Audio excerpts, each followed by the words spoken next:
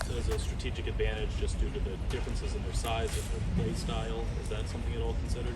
It might be. We really haven't thought too much about it. I mean, we want to run the plays and have the guys go in there and execute to the best of their ability. Everybody plays their way, so get the job done your way.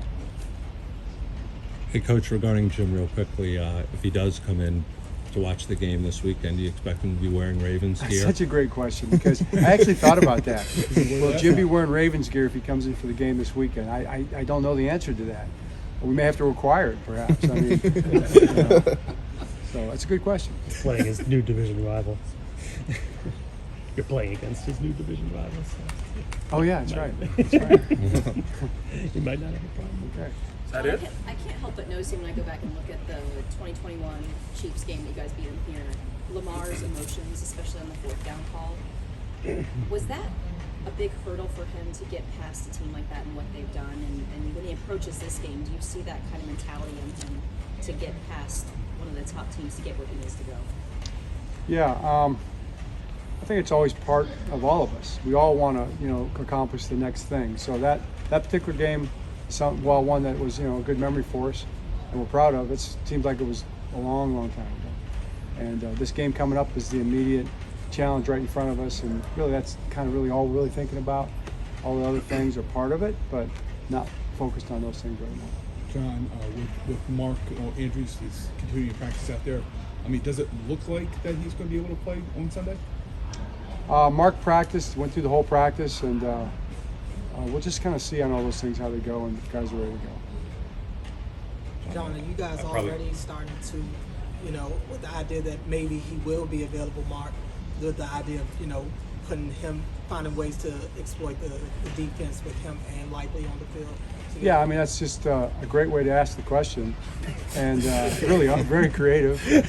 And really, it's just going to be, you got to get through practices, and you've got to come back the next day okay, So if I stand up here and start telling you guys are going to play, then you don't play, you're going to be looking at me like, well, I'm steering you the wrong way either way, So like I said, I made a vow. I'm just not going to get into it, I'm not a doctor. Don't make predictions about who's going to play. But all the guys who are active and in the receiving corps, all the guys will have a chance to get out there and make some catches, and I'm rooting for all of them. I promise you that. John, is the Yassine injury something that could sideline him for Sunday? I don't know yet. We'll have to see. John, the league changes so much year to year, let alone every 10 years or so. Since the last time you were in this game, can you use that experience for this week, or is it just like too much time has passed, a different group? It's not as relevant as we might think it is. Talking about like championship game? Yeah, since you've been well, yeah. I mean, I guess you can in the sense of the perspective of the opportunity, and how far you've come and the opportunity to go further. How valuable that 1-0 is right now. That 1-0 is really valuable, and you've made it valuable because of all the investments you've made going into it, right? So this particular 1-0, it's a bigger benefit than 1-0 maybe second or third week of the season, even though that was really an important 1-0. So our guys understand that, but that's just kind of intuitive. I don't think you have to necessarily play one of these to know that. But we're just focused on the game itself, the opponent, our responsibilities, our assignments, our techniques, and trying to be as ready as we can to play a good football game. John, who gives the better pregame speech between you and Roquan? Oh, Roquan. He's the best. Well, he's the best now. I mean, him and Ray would be probably the better comparison. You have to, at some point in time, that would be really interesting. Like have a pregame speech. Speech off? Off, yeah, right. Between Ray and Roquan. You could sell that. Yes, you could. You got time for it? Be lengthy. Well, yeah, we got time for it. That's right. That's a good question. All right, we'll end it on that. All right, thanks, everybody. One of the goals to get to this game. How are you approaching this? And I guess you've been in this spot before. What kind of, advice or anything that you can provide your teammates about this spot this Sunday? I think it's the same thing it's been all week. When it was 3-2, 5-2, 5-3, whatever it was the same message that we had all year. It was to be 1-0. It was extreme focus on the details. I think everything's just heightened a little more this week. As far as your preparation, as far as it's not like you're doing anything different. It's just about how can you approach it and be better.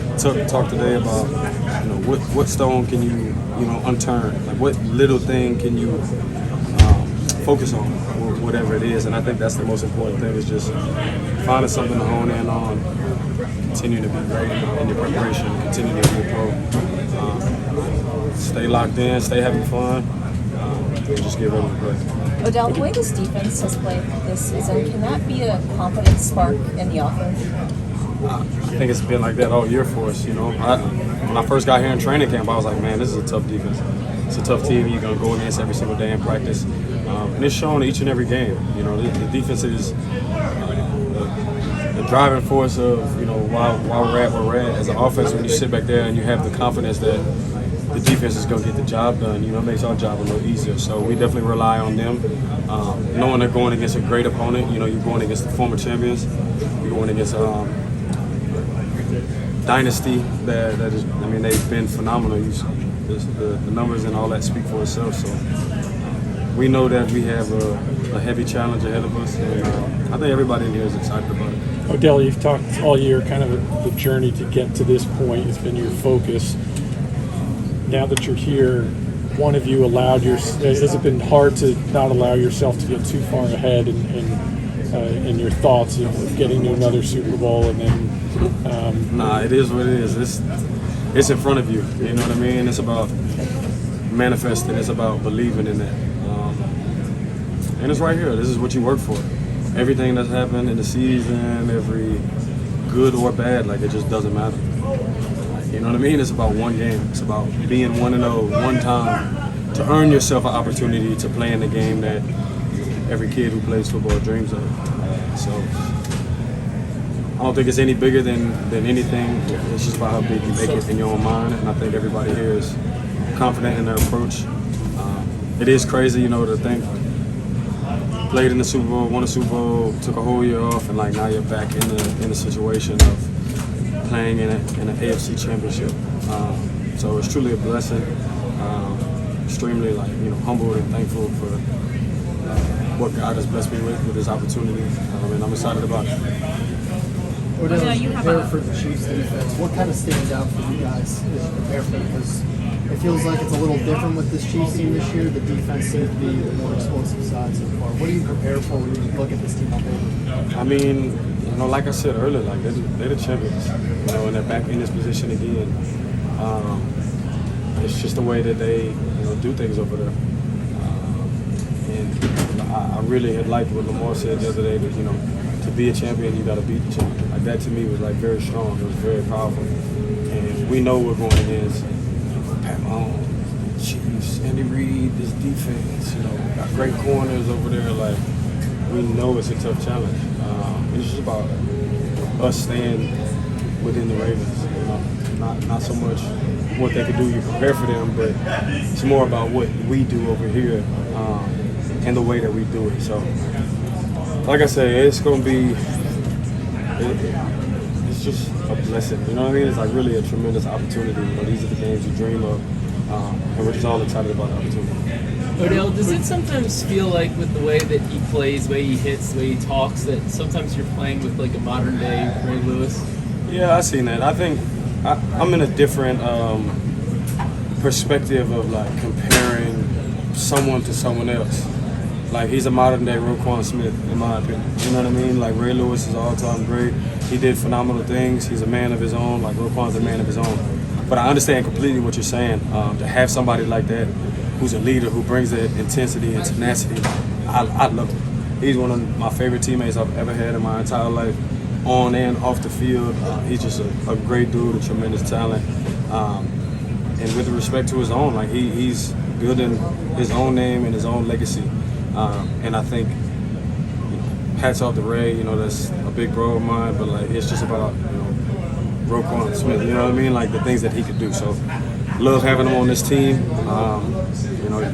He's a guy you want on your team. Why is he a favorite teammate or one of your favorite teammates you've ever had? Him as a person. The energy he brings every day, the way he checks on each and every person. You say what's up to everybody, you dap everybody up, you good, you solid, everything. We spend a lot of time with each other. And you could choose to use this time however you want. We could walk by each other in the locker room, say what's up, keep it friends, or keep it associates or whatever you want to call it. But when you choose to make a brotherhood, you truly check on your brothers. That's the And he's a fun guy. You know what I mean? He's a good dude off the field. But more so like what he brings to this team on the field as our leader. You can't hate on him. Love him. He's great with his speeches.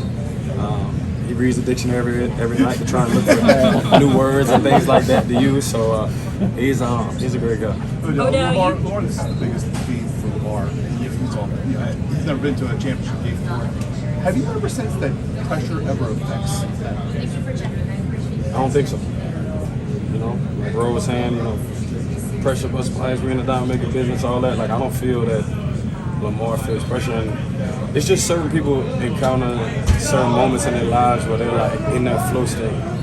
You know, like it's their time. You know, and I feel like it's A's time. He's just, you could just see it in his eyes, you can feel it in his aura, his energy. So I don't really know about pressure. You got to ask him. He got a bad stomach, but I don't know if it's pressure. But other than that, he's solid, man. He's locked in. Like I say, I really just feel like it's his time. Do you remember like the first when you signed? Do you remember anything from that first FaceTime conversation you had with him? Oh, he didn't like me back then, you know what I mean? So he just, like he just, you know, it's hard to get a vibe of somebody over FaceTime, and he was in a different point in his life, Right. But the relationship that has formed from playing a whole year and just everyday encounters, you just see why people love him, man, why people gravitate to him. It's probably been like that all his life. You know what I mean? Odell, this is a historical AFC championship for Baltimore. They haven't had one since 1971. What does it mean for you to be a part of the team that's able to bring that? I think it's everything. I think when I first came here, just the way that Baltimore embraced me as a city, culture, like all of that, like it's a lot of pride in that. I take pride in myself for one, but then when you're a part of something, you can feel it. You can feel that love. Like it makes me want to put on, and it makes you want to make them proud. So to be able to have the opportunity where AFC Championship comes through the bank, I don't think any of us in here hold it lightly. I always say, like we always know what's at the task at hand, and it's just what we want to do for the city. You know, you want to be able to put on. I know I do for sure. Love the culture. I've enjoyed every single moment of this year. And it's just about now finishing the opportunity that we started and what we have in front of us. Thank you, Odell. How loud do you think it's going to be? It's doing good. Marlon, what's with the Ole Miss? It's from my guy Lane Kiffin. I wanted him to be the Bama coach. I told him he should come to Bama, but then like an hour later they already hired the new coach. So, but I still rock. Lane is my guy, but I still bleed crimson. You know what I mean? So, Marlon, can you just talk about the challenge of facing Patrick Mahomes if you do play, of course, and what he poses? I feel like, I don't know why I was thinking about this on the field, but I feel like the Chiefs, over the years are the college football version of Alabama. It's like every year in and year out, they might be like, they're not looking that good, they're not this. They're still that team, they're still the team to beat. Whether they're losing, whether they're winning, they're still the Chiefs, and they're the team to beat. They're Super Bowl champs. I think for us to beat them, it's going to take everybody firing at all cylinders. Mahomes, I think him and Lamar.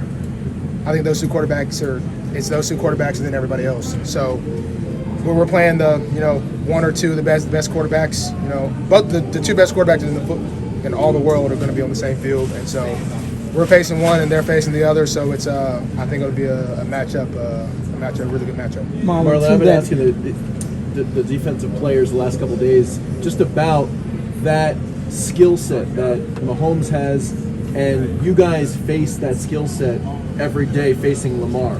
How much does it help in practice seeing that and plays that he's able to extend, stuff like that? How much does that help in practice seeing that, and how it's going to benefit on Sunday? It's good to see that. Yeah, I would say the biggest difference is ain't nobody going to touch Lamar in practice. We try to stay pretty far away from him, but obviously Lamar's a lot faster than Mahomes. But Mahomes, it's like what he's able to do, how he's able to evade pressure. I was telling some of the guys, when you come off the blitz, Mahomes will pump fake you, And I was telling about my own experience. I had a really good QB hit on Mahomes a couple years ago, but the tragic part was he threw a touchdown before I hit him. So he does a lot of things with the ball. Obviously, what he can do.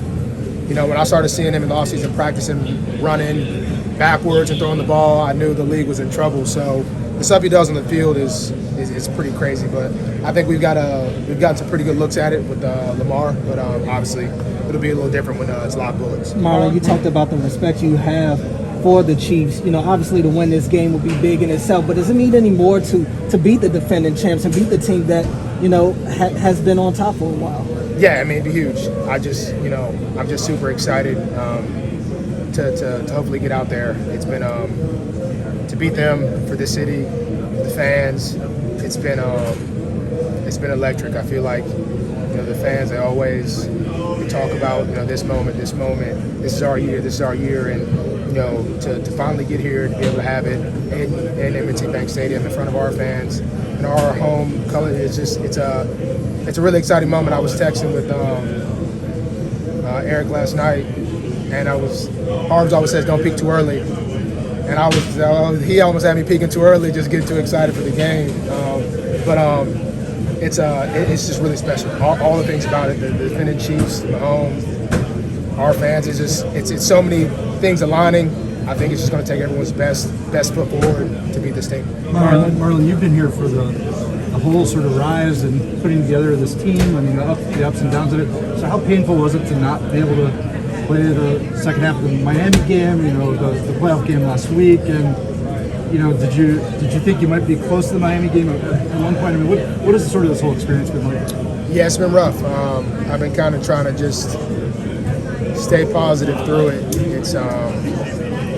It's definitely not been ideal for me, but I think the best thing that's kind of really helped me get through it is, honestly, what's helped me get through it the most is just seeing how the guys are playing on Sunday. It's like, I obviously watch the defense a little closer than the offense because I know what's going on in defense, but the way those guys have been flying around, it's really been inspiring to see that you can have the comfortability to just shoot your shot. And if you miss, there's row coming, there's PQ coming.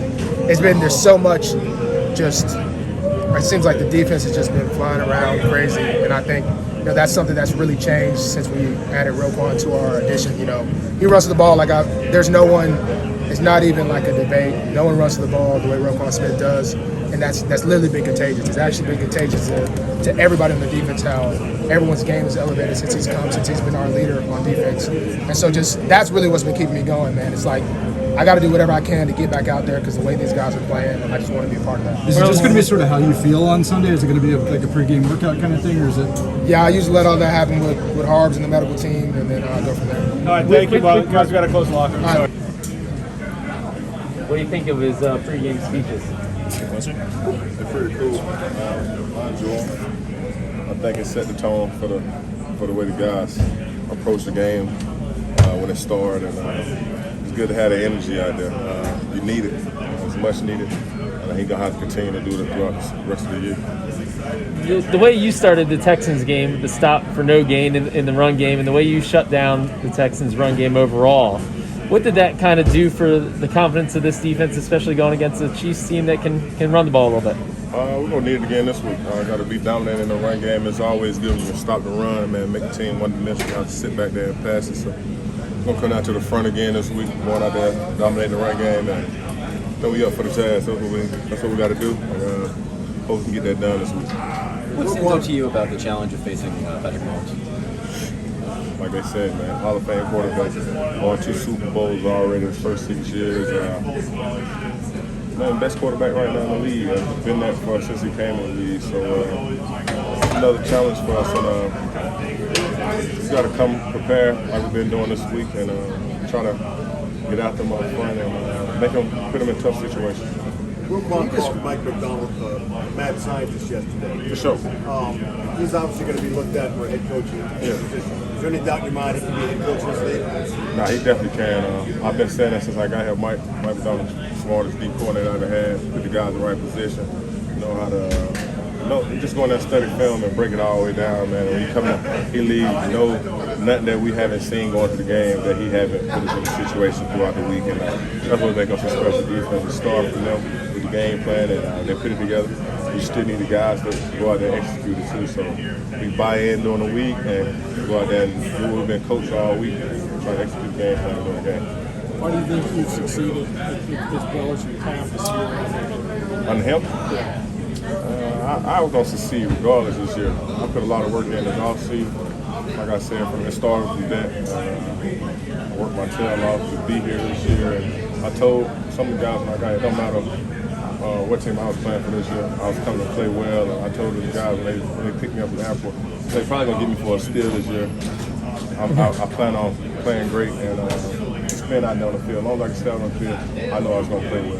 That was never my problem playing. It was just being out there available and healthy. So as long as I stay healthy, I feel like I'm going to have a good game. How does Mike give you all that information that you were just talking about while making it easy to like digest week by week so you're not like slowed down by thinking on the split? It makes it so we know in certain situations, like in guns, certain down and distance, so you really know where to play when you're out there. It's like, you know they ain't too fast going to pass it on 2nd and 3 or something.